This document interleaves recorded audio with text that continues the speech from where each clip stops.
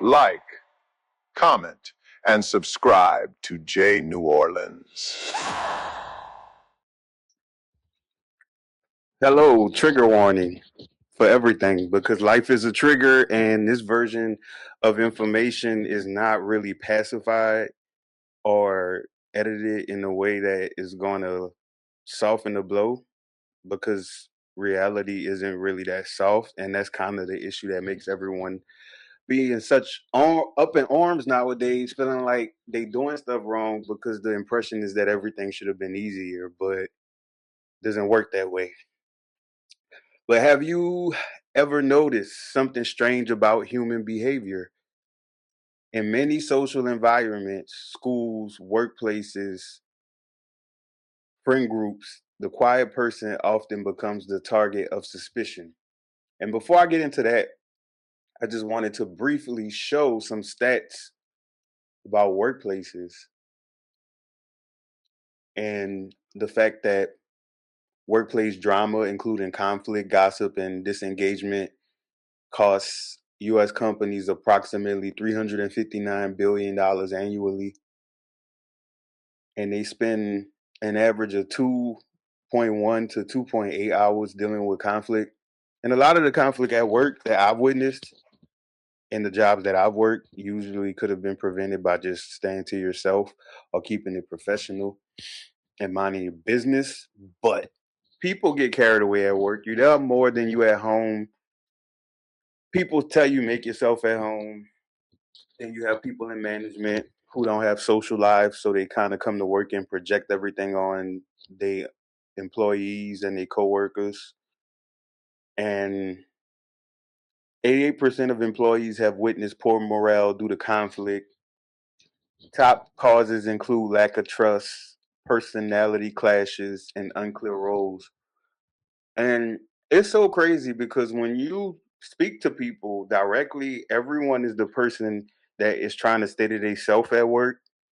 But when you're the person at the job, everyone is crowding around you trying to figure out why you not as accessible as they feel like you should be just because y'all share a same space for a specific amount of time every week. Like y'all supposed to just be joined at the hip, or they supposed to have full consent to everything about you, or that you even have to talk to them. Not to mention a lot of the people in the workplace, especially if you have jobs where you come early or you leave late, people do not keep up with their hygiene. Like honestly, the fact that so many people online talk negative, I always laugh because I know more than 50% of those people smell horrible. Like just off GP. Just think about when you in the gas station, when you in the grocery stores, when you in passing. People do not keep up with themselves at all. And those are the people with the insecurities, and they already feel like whatever they issues they see about themselves are issues, and you have a person who stated themselves probably look cleaner than the average person, probably having different cologne and perfume on that people ain't seen before, and you just coming in and you ain't talking to people. Who do you think you are? Don't let it be people who have religious or racial hangups, because they definitely gonna be looking at the other person and incorporating that into their twisted thoughts. Nevertheless, on with the show. People say things like they're arrogant. They think they're better than everyone. They're weird. They're antisocial. But if you stop and think about it, what did the person actually do? Usually nothing. They simply didn't talk as much as everyone else. And yet somehow silence becomes suspicious. Throughout history, some of the most thoughtful, analytical, and intelligent individuals have often been misunderstood, ostracized, or even demonized. That sounds like what's going on right now. Well, I think that's probably one of those cliches of time. Like time has a lot of cliches that no matter what era we in, no matter what type of technology we have access to, humans still find ways to get into and do certain things because it's just the nature. It's like when we look at our neighbors, the animals, all of them animals, even if they owned by people, even if they caged and you try to train them to stick to a new routine, the true nature always jumps out. Like no matter what, it could be your dog. If your dog nature is to hunt, if you put it in a situation that lines up with the hunt instinct settings that was pre exposed, like pre put into the DNA, then it's gonna turn into a hunter. And then you're gonna be like, oh my God, Lassie, I've never seen you behave that way. Well, because Lassie is a hunting dog, and if Lassie is in the woods and it get dark, the hunting instincts kick in, and then the smell, and and so the real question, why does quietness make people uncomfortable? Why do intelligent or highly observant people sometimes trigger hostility in others? And honestly, we have to be careful with the usage of intelligence when it comes to just in general. Like if we speaking about something that's measurable that could be confirmed, that's fine. But when it comes to people misunderstanding the person, the last thing we need, because I notice when society learns new things, they just go overboard, like with narcissism and gaslighting and everything else like that. But when it comes to the intelligence thing, you like intelligence is not just one category. You can be someone who is the best writer in history and you have no common sense. You don't know how to use money. You don't know how to use technology. So you can be intelligent in one area. I feel like what true intelligence is, and that's why when I use the word, I'm not just thinking about in the literal sense. I'm thinking about a person who can go in environments and pick up on stuff and who can adapt themselves to things, a person who can persevere through things because they know they quickly remind themselves that you can only focus on what you can control. So if it's a situation that's completely out of their control, their next step is going to be keeping themselves safe while they navigate the situation versus you have people that every new concept they self-destruct. They have a breakdown. Everything is, crying, or even people who are serial self-sabotagers that never have things together, and the consequences always come like a landslide. And when that landslide is coming, they on social media and in social circles swearing that the devil is busy and the man is out to get me and life always hard and all of this other stuff they say. And every little thing that they're experiencing could have been preventable had they handled their business. People who don't have insurance on their cars, they get booted or towed or get in accidents. Baby, it's a painful, traumatic situation. The trauma is real. The trauma is valid. The feelings are valid. But baby, you created that. Like people, until y'all stop creating the monsters in y'all stories, y'all always gonna have a big bad in the bushes. Y'all are creating it. That's the bad part about accountability.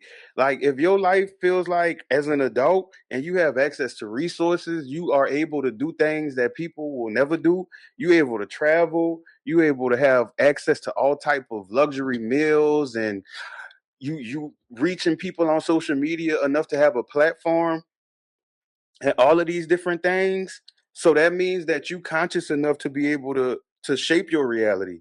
You just not taking ownership of the parts that you should be shaping, and it's making its own shape.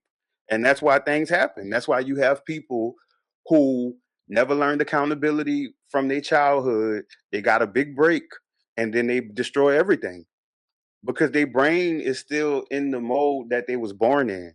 If they was born with nothing, if they was born having to lie, steal, cheat, you're going to see a millionaire lying and stealing and cheating because his programming is still programmed for that. People have to consciously adjust themselves.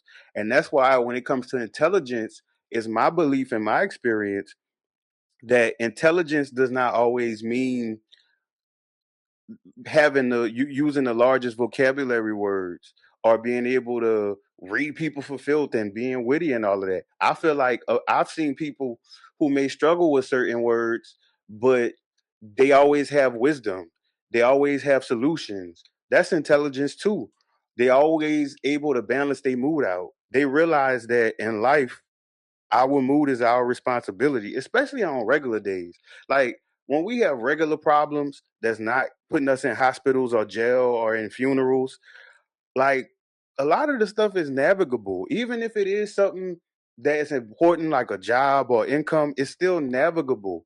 But when we get in situations where we disabled or we incarcerated or just different things happen and we losing loved ones, those are the situations we should be storing our power up for.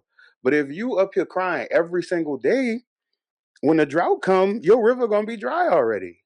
You didn't use all of the well, crying every single day for every little thing. And my thing is, there's nothing wrong with expressing your feelings, but y'all have made that y'all personality. And it's not just you, it's not new. That's one thing I want to say, because I like society been having these people, y'all just have different fonts, different wigs, different fitted caps, different colognes, different perfumes. Like maybe in the future, I'll do a comparison of all of the different stereotypes of society today and who they correlated to in the past.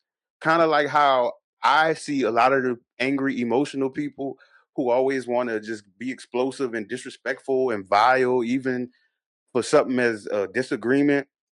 I consider them modern day barbarians. Barbarians are depicted as people who was just bloodthirsty. They're ready for destruction, ready for conflict, and all of these other things. But when it's time for peace, they don't really know how to function because all their life they had to fight. And a lot of people out there are barbarians.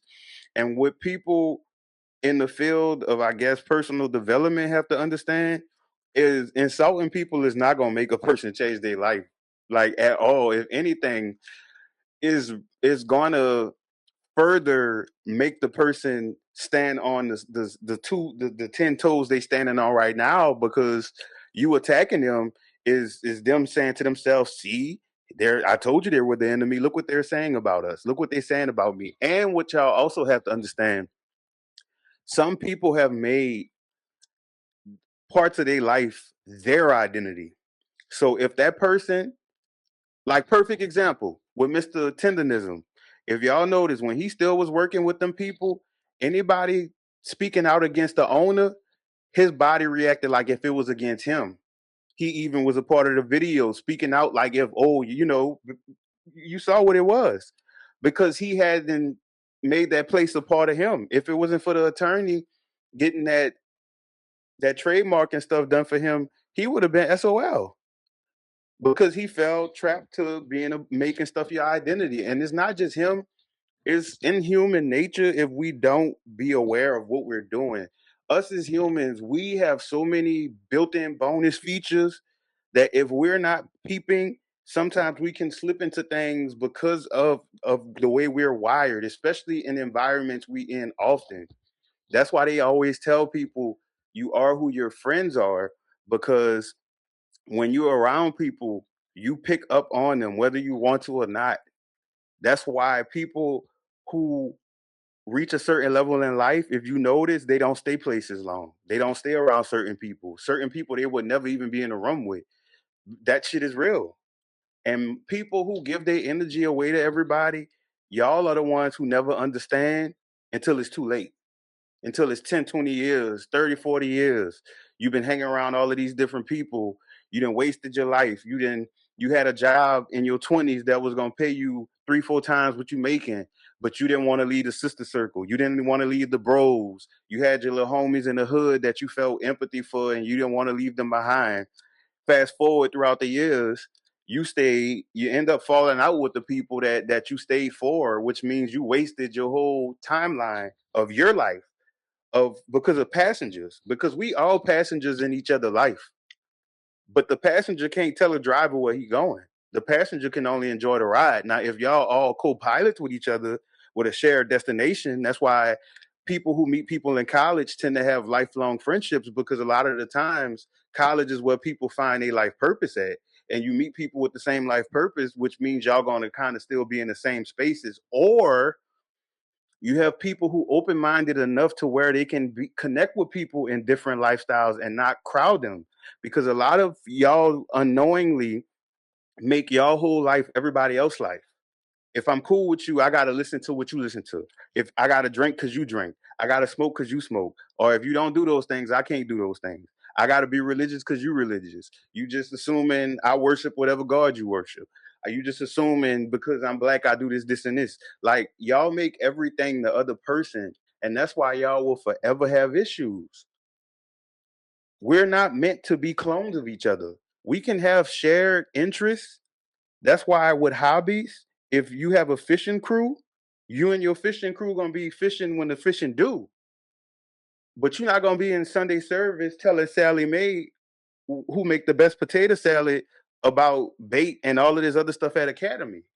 You have to have boundary settings and stuff. And now with the internet and with people feeling like everything got to be said, y'all bring everything everywhere. Like y'all literally mixing all of these different realities together, and y'all wondering why society is so fucked up. Like everything does not need to be everywhere. Everybody does not need to be a part of everything. That's what makes it special. If that were the case, we wouldn't need groups. Because if we all was an all inclusive group, we are the world, head ass. Nevertheless, the question, why do people get labeled as arrogant, weird, antisocial, judging others even when they've done nothing?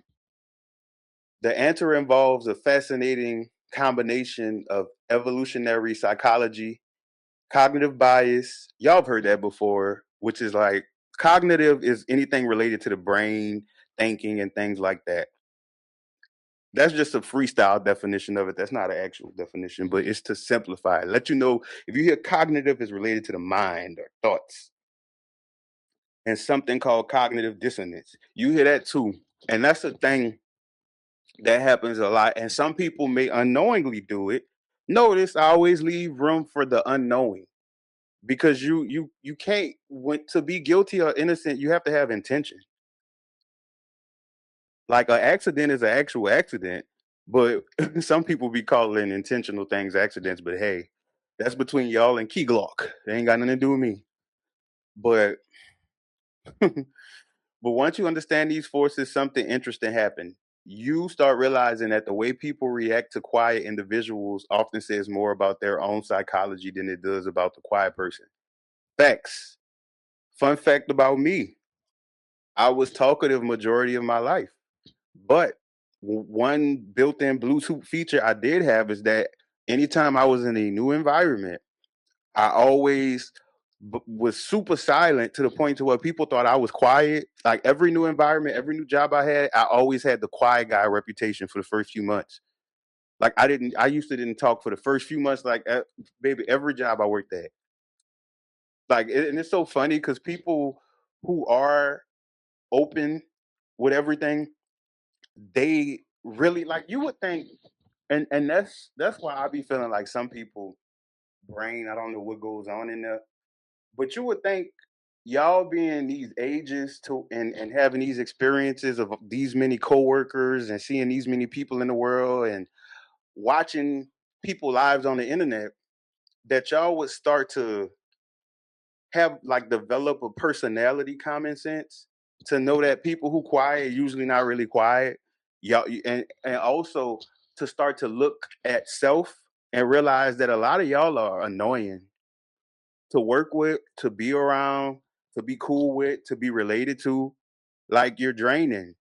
And the sad part about the blind spot effect is that so many people are able to point out A to Z what's wrong with other people. But what gives me the chills is when y'all be twinning and triplets and quadruplets with the people you dragging for, and you cannot see anywhere in the sea of how you could be a part of that world. And you like it really kills me how much I really love you. No, but it really is wild. Wild Magnolia, Wild Wild West, because especially when it comes to men and their judgment of other men, women, their judgment of other women, people when it comes to handling the children, baby, I've seen the deadest beat in the graveyard up here talking about parenting with people and their child is on a 3 meal a week diet. Like, excuse me? Like, it's really the audacity of it all. And that's what really confuses me as to how I can see these things and live my life accordingly, understanding that people are just reckless and wild, even when it comes to driving on the road. And if y'all challenged with that part, baby, don't make me get the dash cam footage. It's sitting like a gumbo pot. Baby, you hoes can't drive for nothing. And it's like I try, and the sad part about it, whenever it be stereotypes on the road, I'm like, bro, I really believe each person is case by case, and I will always believe that. But every time I see a particular thing doing a particular thing, like certain cars that have reputations, certain people that have reputations, I'm like, you ain't never beaten them allegations. Nevertheless, the first reason quiet individuals are often misunderstood comes from a deeply rooted human instinct: fear of the unknown. Human beings evolved in environments where uncertainty could become dangerous. Thousands of years ago, if someone in your tribe behaved unpredictably, it could signal deception, illness, betrayal, or an outsider threat. Because of this, the human brain developed a survival shortcut. When information is missing, assume the worst until proven otherwise. Psychologists sometimes refer to this tendency as ambiguity aversion. Humans dislike uncertain situations and often react defensively when they cannot predict someone's intentions. Now, think about what silence does in social situations. When someone talks a lot, they reveal information about themselves, their opinions, their personality, their intentions. But quiet individuals reveal far less. And when people lack information, the mind fills in the gaps. Unfortunately, those gaps are often filled with negative assumptions. Yes, yes, yes. The fact that this is written, like, psychology hit me like crack in the 80s, the way that, or the 70s or whenever, the way that it was like, I already thought these things or observed these things, and the fact that this stuff is written, like it's books about this, it's studies about this. So baby, I was like the children during the summertime. I jumped over the gate and dove in a swimming pool of psychology because it really is so useful. Like, if we gonna live this life and they have stuff out there that could make our life easier or simpler, because easy hard is a little bit subjective, like I mentioned before. But to simplify the process, which simplify, that's not saying it's hard or easy. It's just gonna simplify it. If it's 20 steps and it chop it down to 5, that's simplification. That's condensation, condensing it.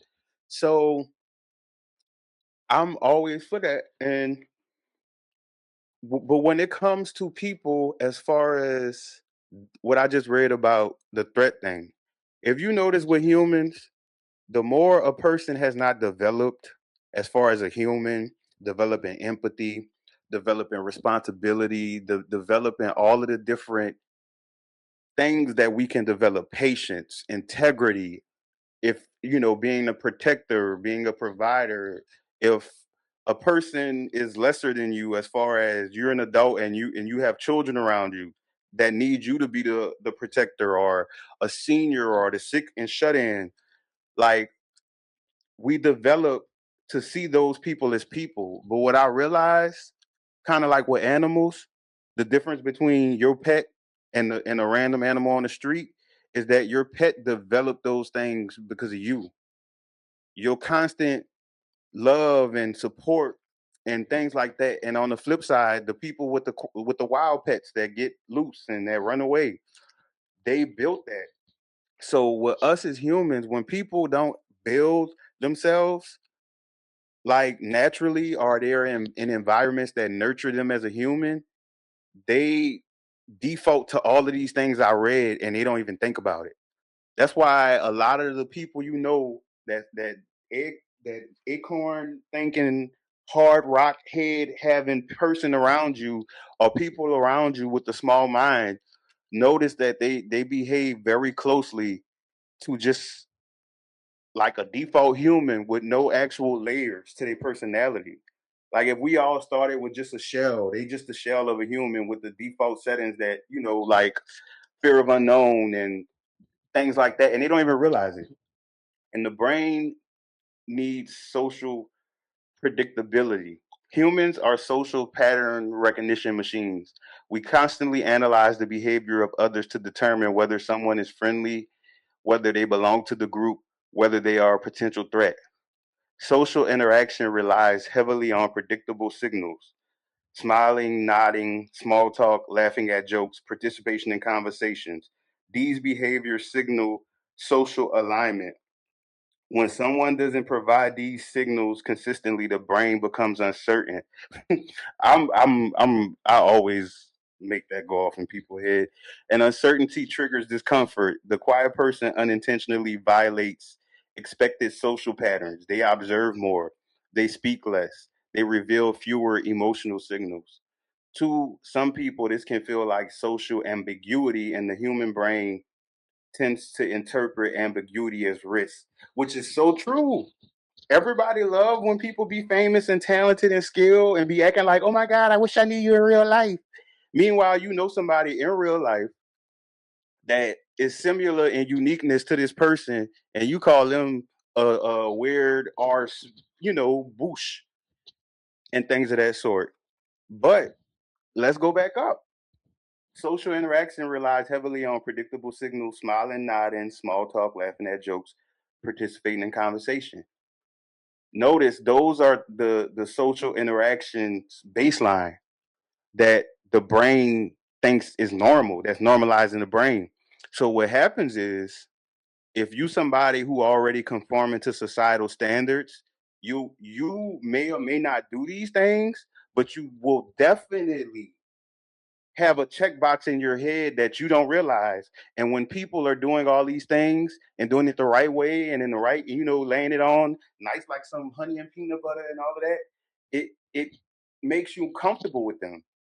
This is why most manipulative people, scammers, bad actors, two-faced people, everything you could think of, the Justice League of Villains, the Injustice League of Villains, they know how to manipulate these things.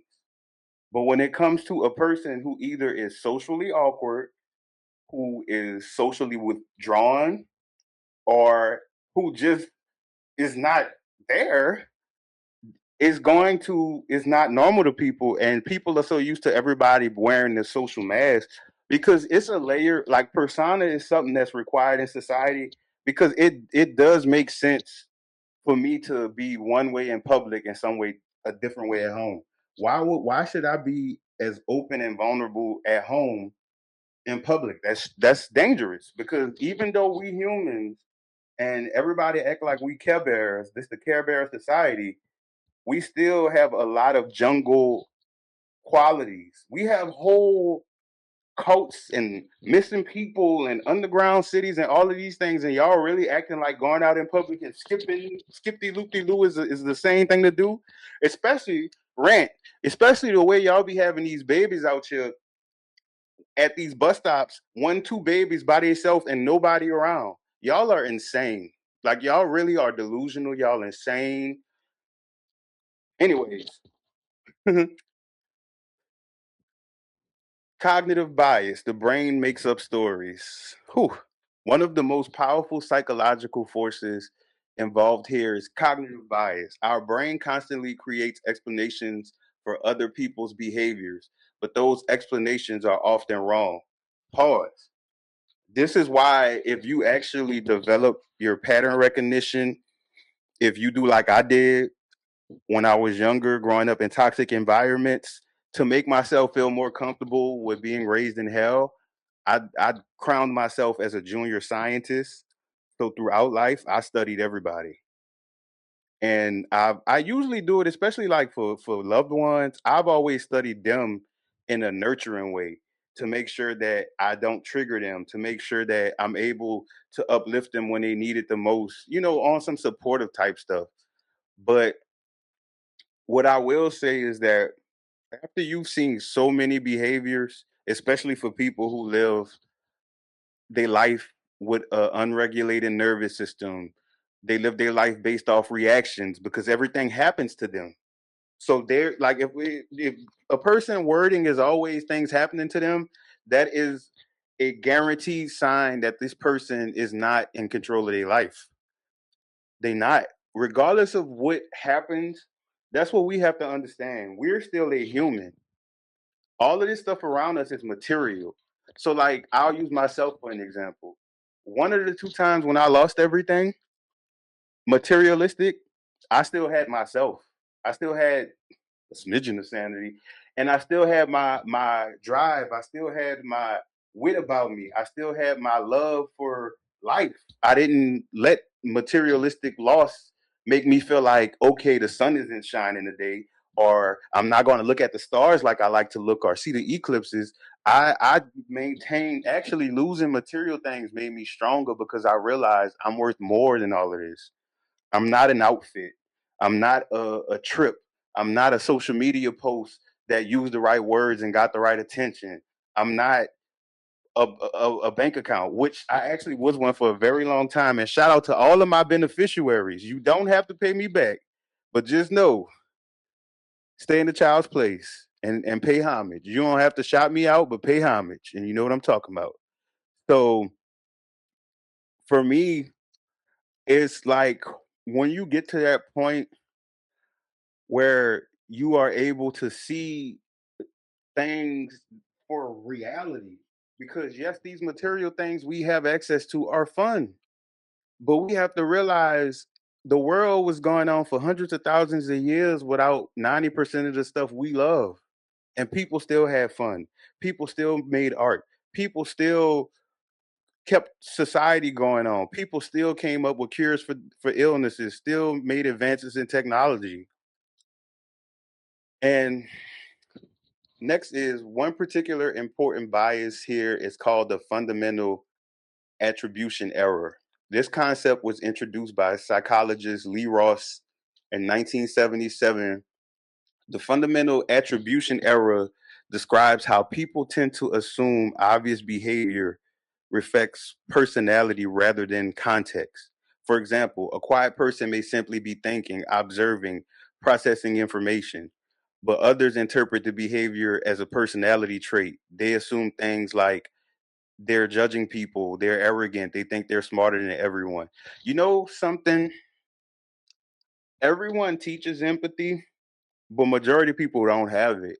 And when you actually have regular usage of empathy to where you're familiar, you do it without knowing. So an empathetic person would look at a person being quiet and ask questions. They would never assume anything. The question would be, I wonder if they're okay. Or you would notice their micro expressions and notice that maybe they look interested like a little shy puppy at the kennel, but they don't know how to properly insert themselves into the social interactions going on. So, but since we live in a society where everyone pretends before they actually do things, everybody's an empath with no empathy. No empathy, no understanding. When it comes to emotions, they can't even control their own emotions, but they're empathetic. Okay, girl. Okay, bro. Okay, niece. Okay, granny. Okay, TD. Okay, uncle. Okay, grandpa. Projection. Whew, and insecurity. That word just give me chills, baby. Y'all be projecting like a movie screen on Avengers release day. Whew, shine bright like a diamond. Another psychological mechanism involved here is projection. I need to clap for projection. It's bad.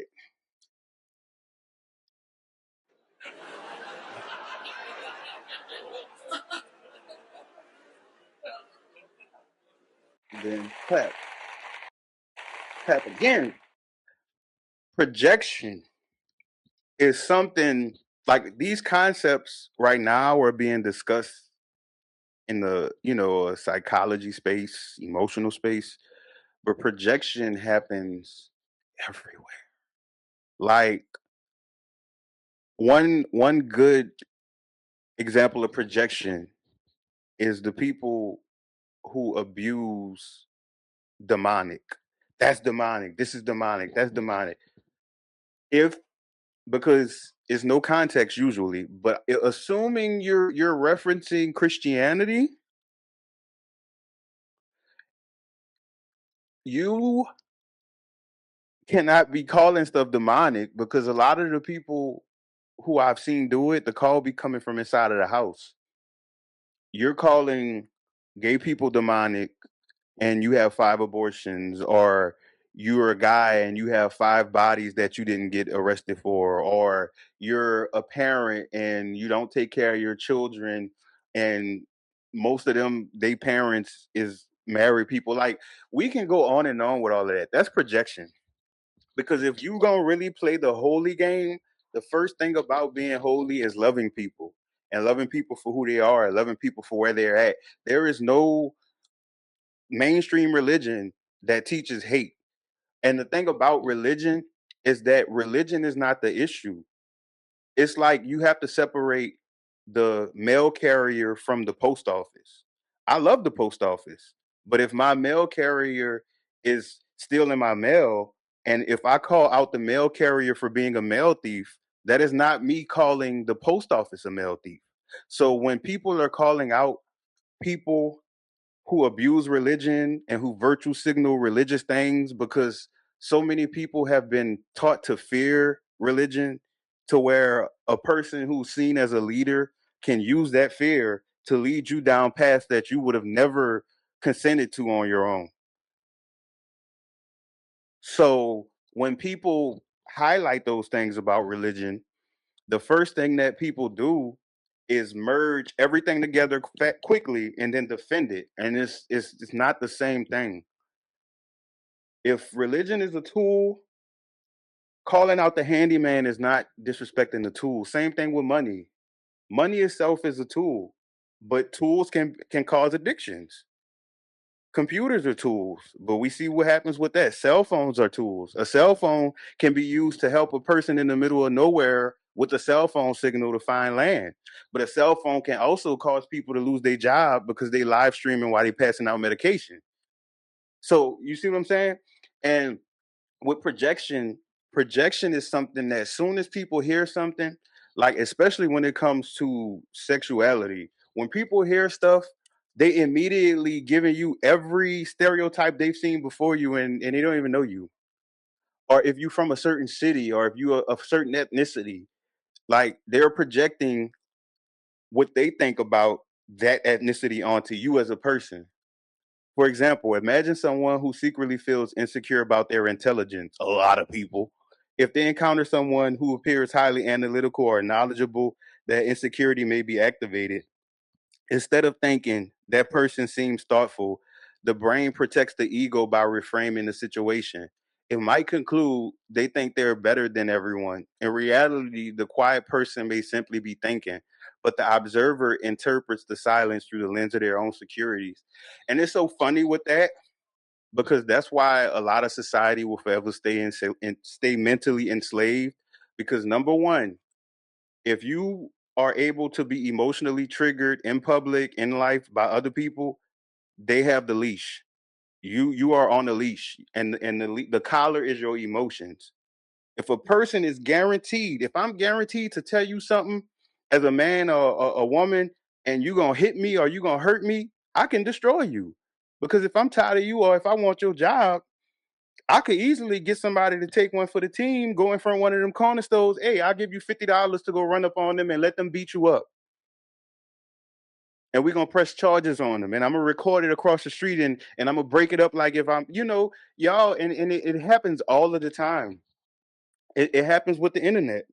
When businesses know that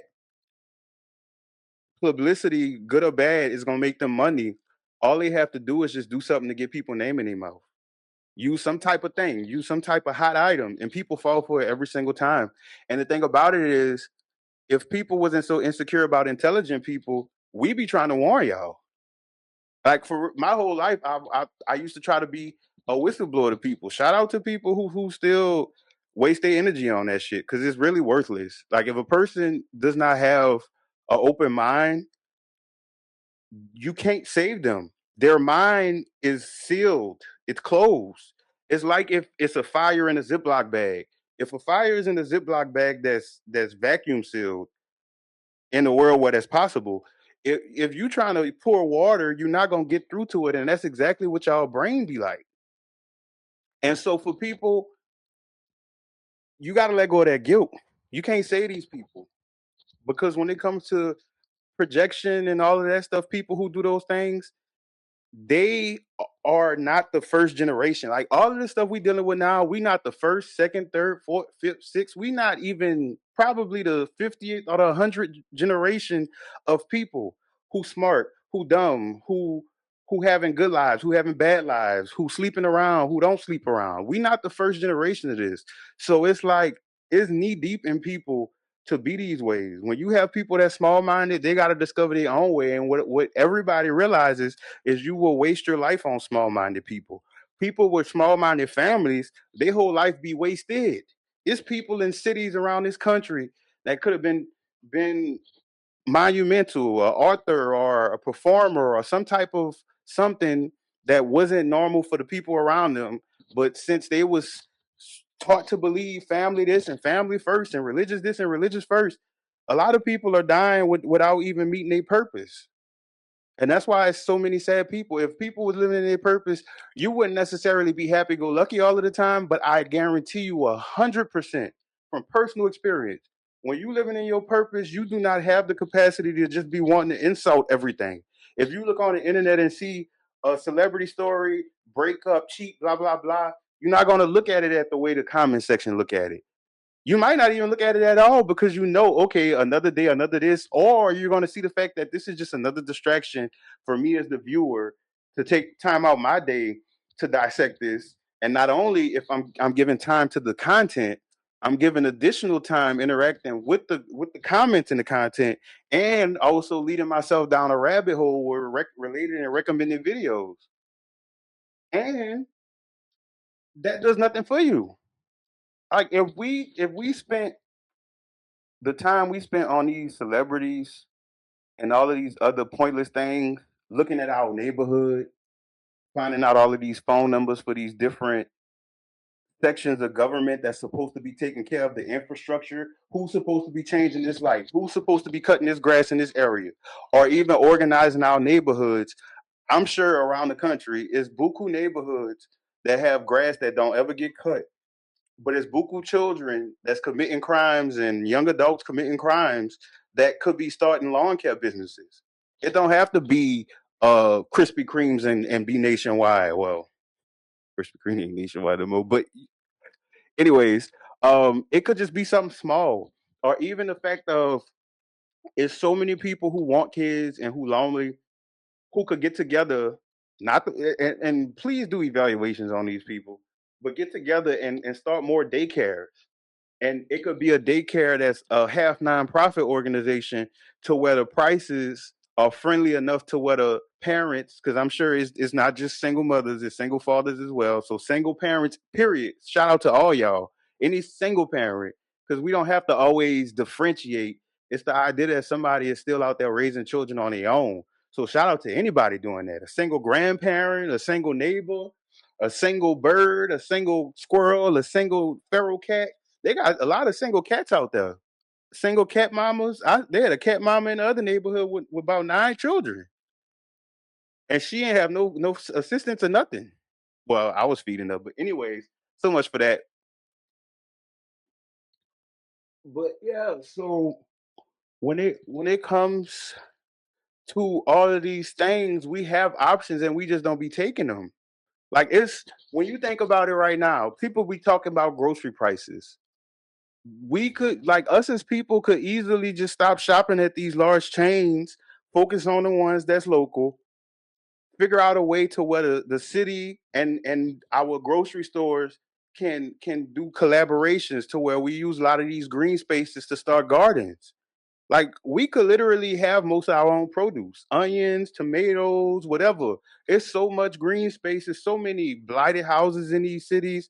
It's so many houses that's not even being used, but our energy is used towards other stuff because when it comes to humans, if you have humans' attention, you control them. So with society, since society is emotional, our attention is always gone because it's always something to pull you. Like they break you down with the bad news, they cheer you up with the good news, they scare you with the future possible bad news, they get you hopeful with something coming out or something being released. Then the holidays coming around every year. That's why holidays are culturally pushed on people because it gets you. It's another mood upper and downer. You go broke for Thanksgiving. You go broke for Christmas. You go broke for, like, the manipulation is obvious, but people just feel so pressured to just stick to society because it's like either you could be sitting in this chair with my ass in a room by yourself, or you could be in a room with 20 people and being in all of the cute pictures, even though all y'all miserable and none of y'all like each other and none of y'all even really know the real y'all because y'all all pretending, and then just be like the rest of society. That's all.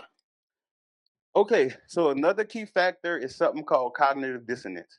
Cognitive dissonance is a concept introduced by psychologist Leon Festinger. They be having some names on them, boy. It describes the discomfort people feel when they encounter information that conflicts with their beliefs about themselves. Imagine someone who believes I'm the smartest person in this room. Then a quiet individual speaks once and reveals a deeper insight. That creates psychological tension. The mind must resolve the discomfort. It has two options. Accept one, accept that someone else may be more knowledgeable. Option two, dismiss the person. Many people unconsciously choose the second option. They label the person as weird, arrogant, antisocial, intimidating. This allows them to protect their self image. This is why when people tell you you're not supposed to talk about certain stuff in certain places, it's not them trying to silence you. It's because literally it's the worst idea you can do. Because if you, like offshore, for example, they don't listen to that. So they talk about everything. But if we offshore and y'all's talking about politics, you already know how that go.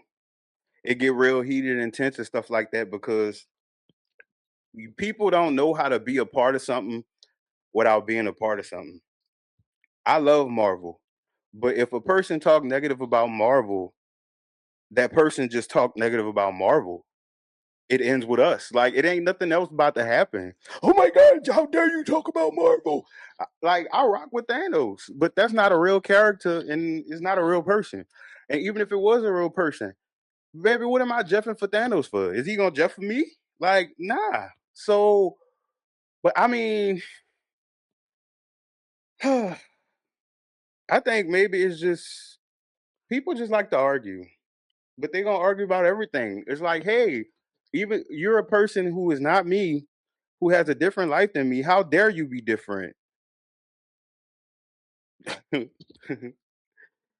gotta stay in character for this video because I'm about to bust out laughing. Group psychology and social conformity. Human groups place enormous value on conformity. Groups tend to reward individuals who mirror group emotions, reinforce shared beliefs, maintain a social rhythm of conversation. Quiet individuals often disrupt this rhythm. They contribute less frequently. They speak when they have something meaningful to say rather than simply maintaining the conversation. This can make them appear distant from the group, and humans are extremely sensitive to perceived social distance. First of all, fuck humans because whatever perception is, one thing I learned about you hoes, worrying about y'all feelings and how y'all feel about stuff and making sure y'all understand stuff, baby. People ain't worth the work because because you do all that work for them and they don't care how they come across to you. They don't care if they reciprocate to you. They really do not care. It's all a front because as long as somebody's dumb enough to perform, they're going to keep encouraging you to perform. But if you notice the same people that have you doing all of this stuff to try to keep the peace and keep everything right and fixing stuff when they the one who broke it, them same people don't do that to nobody else. They be getting walked over and being the muppet to other people, or they might not even have situations that they even have people to count on in the first place. Everybody else might just be transactional, and that's why it's so funny that everybody wishes for the stuff they see on the internet even though the people on the internet don't really be living what they showing. You see these friend group trips, it don't be a friend group. It be a bunch of individuals on the same trip. Them people don't be having no real friendship dynamic because as far as friendship go, the way that you hoes want it, it's too demanding for it to be that many people. A person who understands life and understands differences and understands that there's seasons, there's ebbs and flows, could have a no pressure large friend group maybe over a certain amount of years of life if a bunch of the people are like minded enough to where it's not all of that cattiness, main character syndrome, that spirit of flashiness, which is so crazy because I wish I would ever live a life where I'm touching stuff that people who wealthy buy and I'm going back living in scarcity, living in uncertainty, actually not having stability in my life just to appear with fashion. And that's another thing. Y'all gotta stop merging everybody who's struggling as the same person.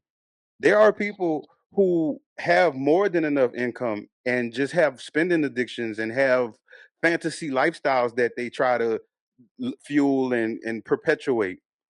That's not the same as a person who's trying to make it and barely making ends meet. And all of this stuff keep telling people what they deserve. Baby, them people who barely have food every day overseas, them people wish the fuck they would ever think about a designer bag over feeding their kids. Y'all are insane. And it's a lot of insanity in society that people don't call insanity. And that's why for y'all, the people who benefit from everybody being idiots, they tell you, oh baby, good job. Here's $1,000 more. Spend some more money. You deserve it. Treat yourself. Oh, you deserve that. Like, and these same businesses could easily give back knowing that most of the people are impoverished. They don't do that because they don't care about you. Like, but anyways, the mind reader illusion. Something fascinating often happens around quiet individuals. That's redundant to what we just said. In reality, the quiet person may simply be thinking about something unrelated, but silence creates psychological space. The fear isn't what the quiet person actually said. The fear is what people imagine they might be thinking. The funniest thing with me is that if I'm in public somewhere, like if I have to wait, like if I'm at a doctor's appointment or if I'm in a line at the grocery store, I'm not thinking about none of them people around me. I'm up here thinking about how I'm gonna saute this chicken or what type of pressure cook meal I could mix together with something from next week. And I'm observing the environment that's is around me for safety, but I don't have to sit up here and be just staring off or nothing like that. And I'm not about to be up here looking at my phone because if I wonder if animals had cell phones. And if this was a safari, if gazelles would be walking past lion prides texting.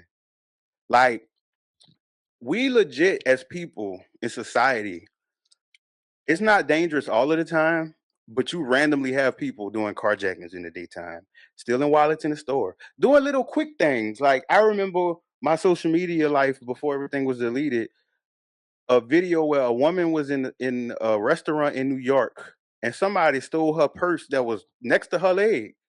Like, so the fact that people really we live in this world and it's like it's not until it happens that people think to not pay attention or realize the fact that so many of y'all have a lust for money with no plan on how to grow it. So you always need to pull it from places, overworking, robbing, stealing, wishing somebody give it to you. So you constantly need money because you're gonna keep burning through it, and it's a lot of y'all. So the fact that it's a lot of money hungry people out here who don't care what they need to do to take from people, you got people who pulling on random car doors, and y'all think it's safe to just be in public, just not paying attention, talking all of the time, like y'all do, leaving purses, leaving wallets, leaving keys, telling people all your business about where you live at, where you going, what you do every day, going to the gym the exact same time every day, and then playing around in the parking lot. Like, if you ain't one of them people getting toasted in the parking lot, y'all need to stop sitting in y'all cars like that. For real. Like, this is like a Glock ain't gonna save you either. Because if you get hit or caught off guard, you have to actually know have a target for a gun to work right. Y'all be thinking the gun is gonna save everything. No, baby. But anyways, we almost done. Real life examples. Let's look at situations many people recognize. The workplace meeting. During meetings, some people talk constantly. Others stay quiet and listen. When the quiet person finally speaks and points out a flaw in the plan, reactions sometimes include, why didn't you say something earlier? But the quiet person may have been analyzing the situation before speaking. For me, my example would be during the offshore meetings when we being assigned tasks and the captain's given the most unreliable people the most important task. But it's like if they don't complete it, you're gonna have all of us have to redo it. So why are you doing that? And it's like for me, I always would just find the wildest thing to say during meetings because why are y'all talking to me anyway? Like we just work together. We don't have to talk to work. Like we work with our bodies. So it's like, what are we talking for?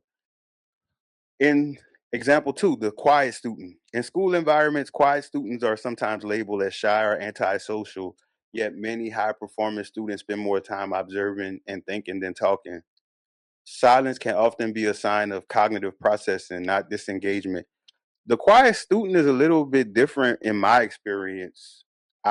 My experience of the quiet student. The quiet student is usually the person who either chooses not to talk to people and don't nobody really care, or the person who was burned by trying to talk to other people and kind of would like to talk to people but can't. So, it's like levels to the quiet student. And for me, I used to always try to be friends with the quiet student, which in school it worked out fine. As an adult though, baby, people, it don't even be quiet people. It be people that you think is quiet is because they don't have no friends. And then when you get not even friends, they don't have any connections. Because I want to get away from that word. They don't have any meaningful connections in life. And when you communicate with them, it's like a person at a water factory that just came out the desert. Like they thirst gives them away because it's like, hold on, I thought you just was reserved. No, baby, you lonely. Because them people, they gonna drink you out of house and home. As far as your energy, they ain't come to play with your hoes. Social gatherings at parties or group events, some people dominate conversation, others prefer listening. Observers sometimes interpret this as arrogance or aloofness. Social gatherings, if it's something for the general public or a concert or something to where people is different and they're not connected, but they all gonna be together, I have nothing to say about that. This don't have nothing to do with that. Social gatherings where it's your family and you inviting somebody or you trying to get a bunch of different people together, I don't like them because the person who inviting you, and a lot of people do this, y'all use people as props. Y'all don't really be wanting that person for them, for their laugh, for the way they twerk, or for the way that they, get dudes to buy y'all the drinks, or if it's a guy, for the way that he always, get all of the girls to come around y'all without y'all having to be weird. Like it don't be for that. It just be for company, and then y'all lead a person. Or like for me, I always was a person. If I had to pay to get in the club, you gonna know I was there. I don't even dance in real life. But if you've been in a club with me before, you would have thought I was a dancer.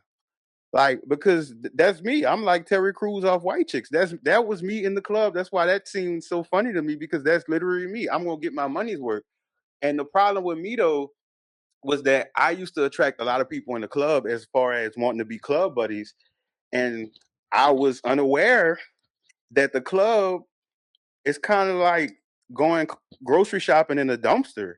Like it's fun if you've ever, I guess, jumped off a building into a dumpster, but to actually decide, hey, I'm about to go climb in a dumpster, that's not really a good thing. And a lot of the people really just be like, the social gatherings are not really social. It's just for pictures and it's no connections. Like the funny part about solitude is that I'm more filled and with my accomplishments, with the love that I have, with the people I have, and my own company. And I remember being Barney and having thousands of friends. and I never felt seen, cared about, or even like known. Because most people don't know you. Like they literally just benefit from you. And for me, whatever my benefit was to whoever, because I was beneficial in different ways to people, that's all it was about. People didn't give a fuck about me. But like to say I've known so many people, been to so many parties, weddings, baby showers, supported for funerals.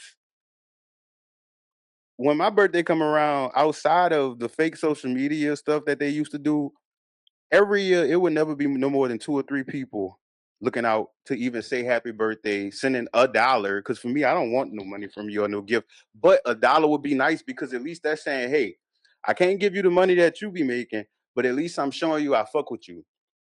That'd be too much for people. And that's when I realized, baby, all of it's all a performance.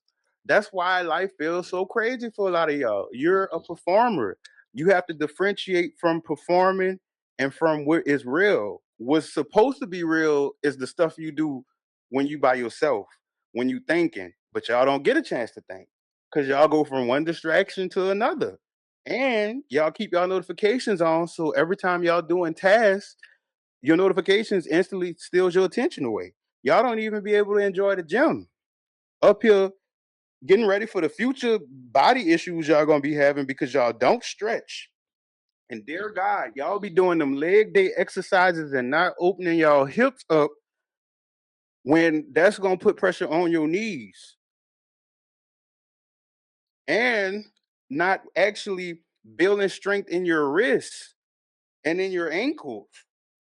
Like we have muscles in every part of our body. Y'all only worry about the big ones. We have a lot of small areas, and people just so busy texting and taking cute pictures and talking to the people in the gym. Y'all not realizing y'all hurting yourself.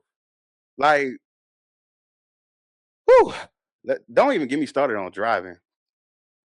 Okay, but let me see what else they have. The cultural bias. Modern Western culture tends to reward extroverted traits, talkativeness, assertiveness, social visibility.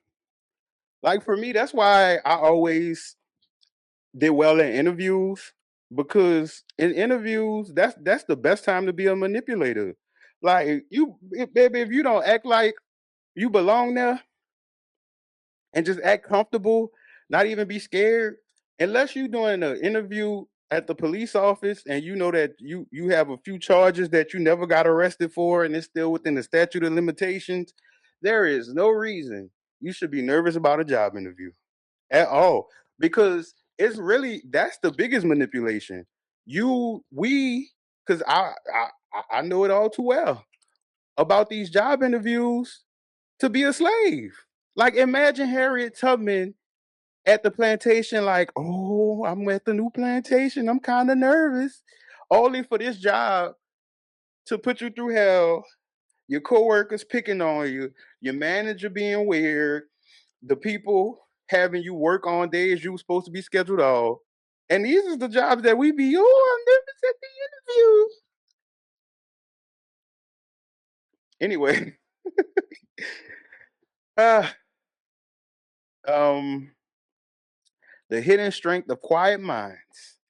Interestingly, research has shown that individuals who spend more time observing often develop strengths such as pattern recognition, strategic thinking, emotional observation, analytical depth. Word to trauma. Yeah, like, but see, for us as humans, some things we develop because of the stuff we went through. Because this is the thing about going through stuff. You can go through stuff and not go through stuff. If you went through bad friendships, bad relationships, abusive family, but you never reviewed the full situation, you never looked at all of the signs for future reference, you never looked at all of the wounds it gave you and how it's affecting your present. You never looked at building boundaries based off of the things that were your weak points. And a lot of the times, therapy is the reason a lot of people are able to do those things.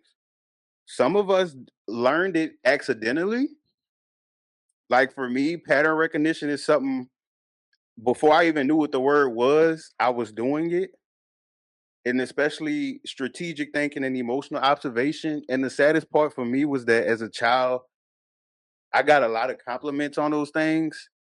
And they didn't realize that it was trauma that gave me those things. So, but anyways, so closing thought, silence is often misunderstood.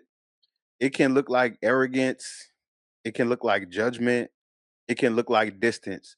But sometimes silence simply means someone is thinking. Baby, I wish people thought more. I really do. Because the thoughts, it don't be thinking, it be repetition. Y'all be repeating what other people be saying. And then when people try to get you to go deeper, it's like people self destruct or just go into combat mode. It's very strange. But keep in mind, the people who don't care about y'all well being are milking that. Every weakness that we have in society, people milk it and they make money off of it. When you get a chance, look at the industries in the US and around the world that make the most money. It's based off of you, your back. But that's it. Y'all have a good one. Like, comment, and subscribe to J New Orleans.